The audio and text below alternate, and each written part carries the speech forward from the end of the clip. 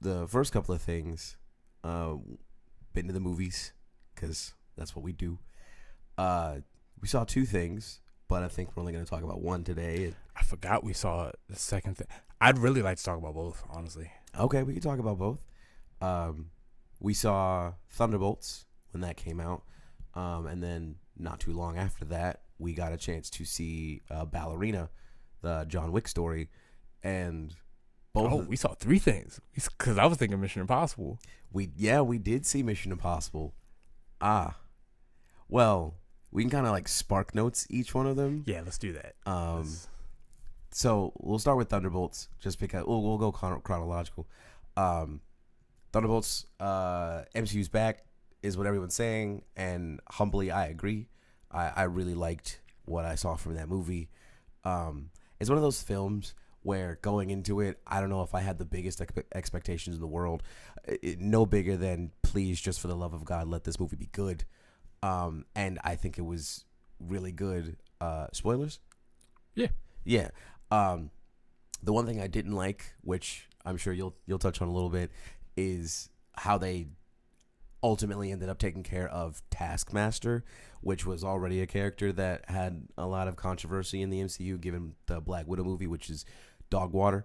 And we'll talk about that a little bit later. But as a whole, I think the characters that were presented in that movie were done well. I think I guess if you want to call it twist in terms of who the main antagonist was, I think how they came about was incredibly compelling, as well as the way that they handled that. This movie is a lot about PTSD and grief and character growth. Who am I? What am I fighting for? What am I worth? And to have such philosophical as well as psychological concepts in a Marvel movie, I think that they did it absolutely well. They didn't lean too much into the humor, which was really nice and refreshing, because it didn't feel like every serious moment was being undercut by a joke. It felt like we actually got to let these moments breathe, and then the funny moments that did supplement themselves within the film were also handled very well, and got some chuckles. A few surprise moments. My favorite surprise moment being where Red Guardian saves a little girl, only for her to then vanish out of existence. Hey, yo, my heart sank. Dude. Yeah, that's kind of like my general feelings. We'll talk a bit more about it, but let's see. Let's go down the list. Let me start by saying I don't feel comfortable saying the MCU's back. I don't mean that I feel like the MCU has been redeemed. I just mean I don't want to keep going back and forth between the MCU is dead or it's back or whatever like that. The MCU for me, it's always been you get some good, you get some bad. Now, I will admit in the past I've more consistently enjoyed the MCU than these days. Now it does kind of seem like one I like, one I don't really care for, one I like, one I don't really care for. But just because of that, I just don't want to. I don't want to keep having to switch between do I have faith in the MCU as a whole. I'm gonna keep watching them, and I'm gonna hope that they continue to, satisfy me. I think we're on a healthy streak. I'm one of the people who really liked Brave New World. I understand you still haven't seen it yet. I really liked it. I feel like Brave New World and Thunderbolts, one thing that I sing praises for both of the movies, even though there are other people who disagree, is that I feel like that's how you insert whatever, as critics will phrase, the message into a movie without like talking down on whoever it is you're trying to preach at or whatever.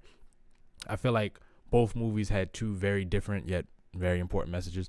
In Brave New World's case, like, listen, fact of the matter is, as you can see, I am black. I live in America. I don't try to make identity politics my everything. I try not to create problems where I truly believe there aren't any. But I would be lying if I didn't acknowledge that there are some racial issues in the country. There are problems with how people are treated and expectations and whatever like that. So there's a conversation to be had. I feel like Brave New World had that conversation very well. And in terms of Thunderbolts, mental health and anxiety and depression and all that, that's a big thing right now.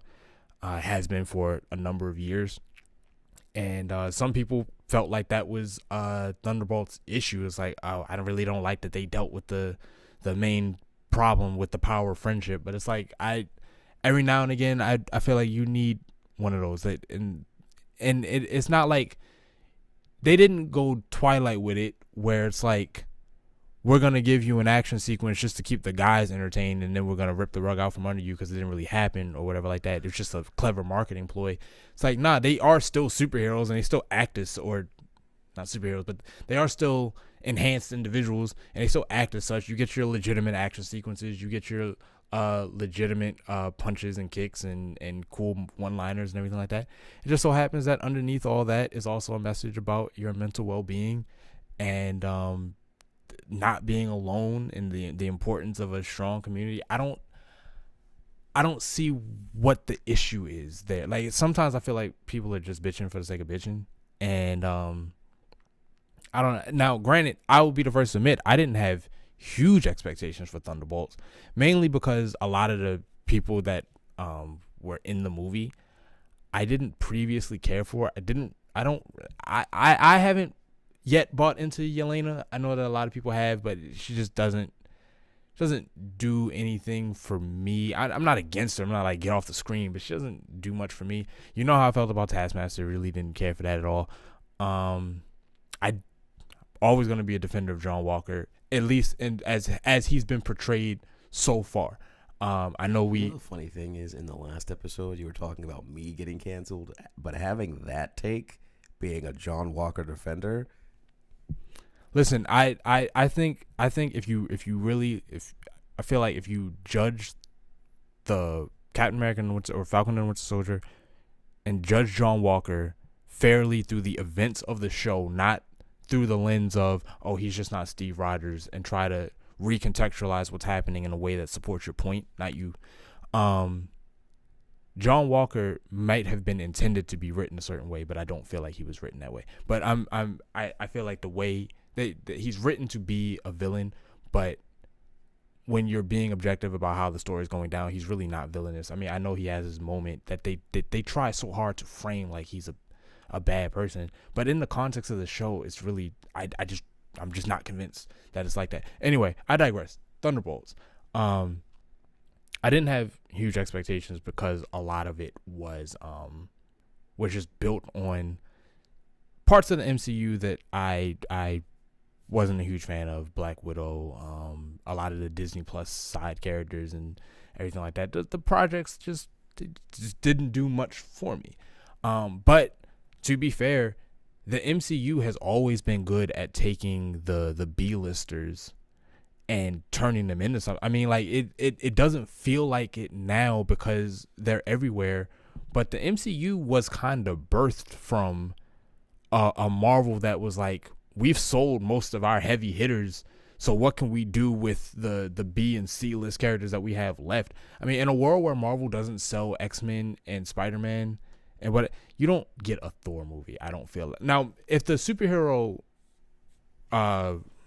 renaissance kicks off, then you'll get everything just because there's a culture for it. But I just mean in the general climate of just making superhero movies, if they had their heavy hitters, you don't get a Thor.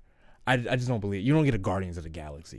You there's no reason to roll the dice on that when you can do another Spider-Man. When you got 85 different X-Men.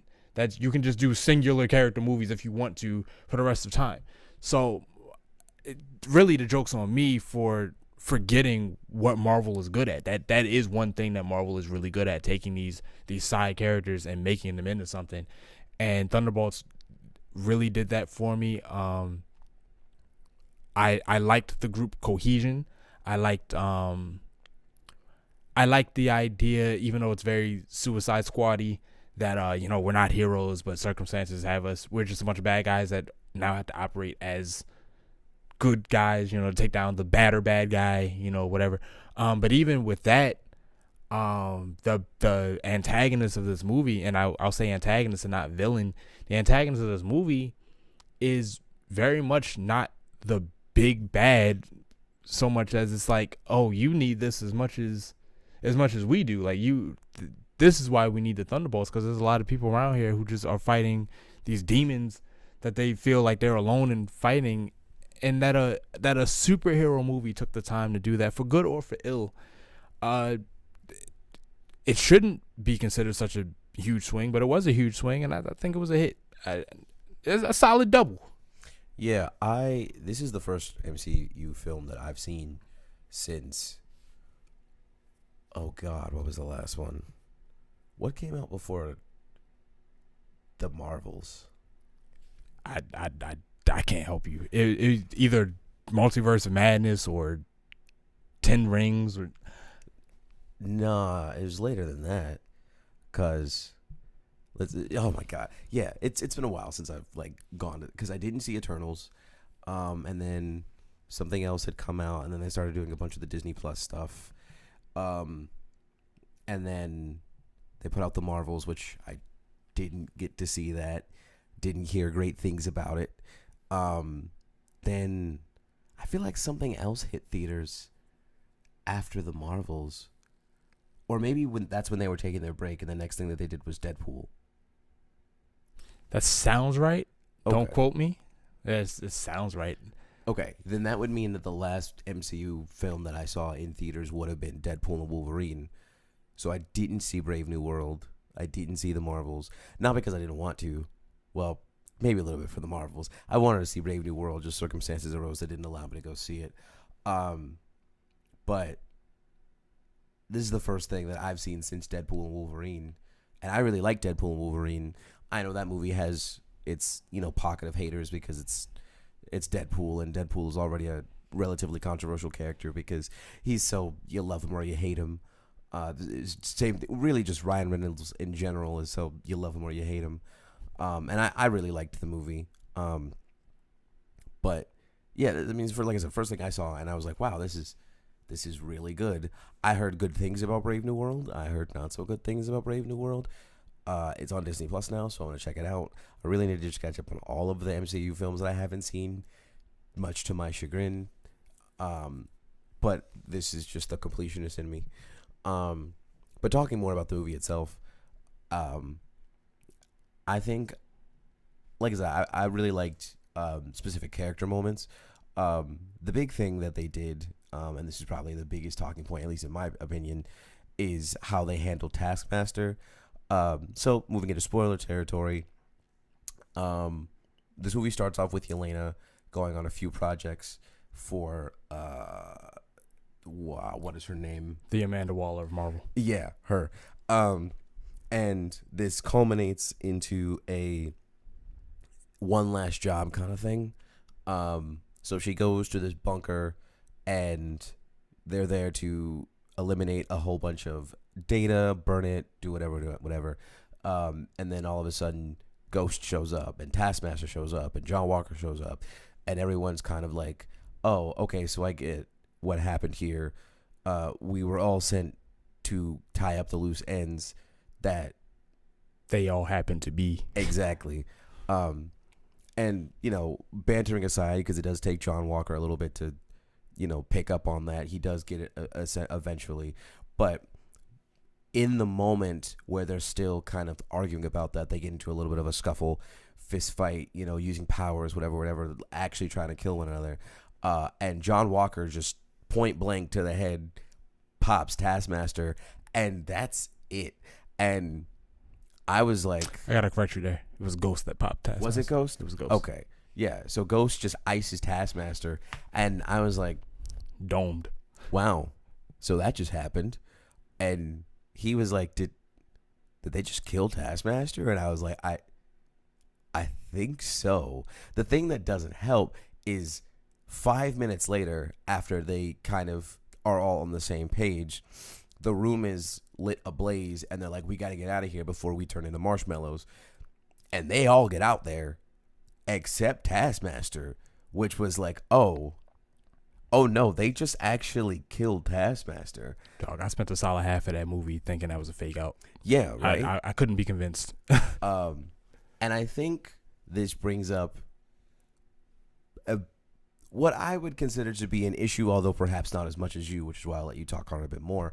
that I think the MCU is trying to, like, I see what they're doing, but I kind of agree with him to a degree that it should be handled better. I think Marvel is now at a point where they recognize we've been doing this for so long. We're going to try something, and if the fans don't like it, we need to course correct. So for Taskmaster, because the way Taskmaster was handled in such a, just call it what it is, just a terrible movie. Well, I don't think the character of Taskmaster really gets a fair shake in that film. They also weren't really done well, period. So Marvel was like, well, if we just kill off the character because the fans don't want that version of Taskmaster, the fans don't want this person being Taskmaster, the fans don't want Taskmaster in this light, we can either start over and get us a new Taskmaster, or we can just go ahead and take Taskmaster out altogether, and whatever that means is what that means. I truly believe that's at least where they're coming from in killing off this Taskmaster, in that, like, well, you guys didn't want this person in the first place, so now we have removed this person, and we will move forward either with creating the character anew, more akin to the comics like we've been trying to move towards, or we just won't use the character at all. And like I said, I'll let him talk about it a bit more because he has stronger feelings on it than I do. While I don't personally necessarily mind that per se, I do wish that Taskmaster would have at least gotten a more positive send-off than just getting shot in the head. Well, I do have stronger feelings about it, but I don't necessarily want to talk too much about it in the context of talking about the movie. I'd rather really save the strongest feelings for a segment all its own, because I think we could just talk about that. But my simple feelings are this: if this is the studio going, fans didn't care for it, so let's just wipe it out, I think you're skipping a step where you do. I think there should be a step in there where you attempt to rework the character first, and maybe it's just not gonna stick, and then you do what you got to do.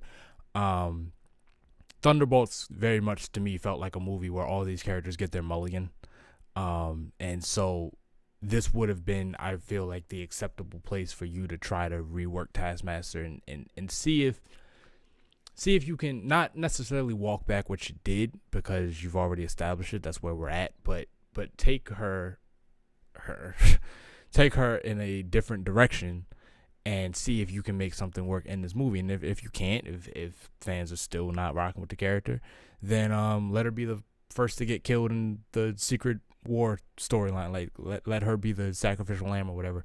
But give the character, give the actress, give them an opportunity to see if they can affect change through their own ability. Because the person I feel the worst for is the actress, who got a chance to be in what is arguably the greatest set of films on earth, at least I'll say the biggest set of films on earth, and her only legacy is poorly adapting a character that a lot of people cared about and then immediately getting killed. So I don't think that's fair. It's just too bad in an otherwise, I'll say, good movie. So what do you recommend? I recommend. Absolutely. I wouldn't, if we're doing numbers, definitely solid 8.5 out of 10. The 1.5 is just minor things, but I truly did enjoy the movie as a whole. Definitely, if you have not seen it, go see it. Although I guess it's not in theaters anymore by the time we release this. Figure it out. Yeah, what is it? Pirate it. It's Disney. What? They're not missing much.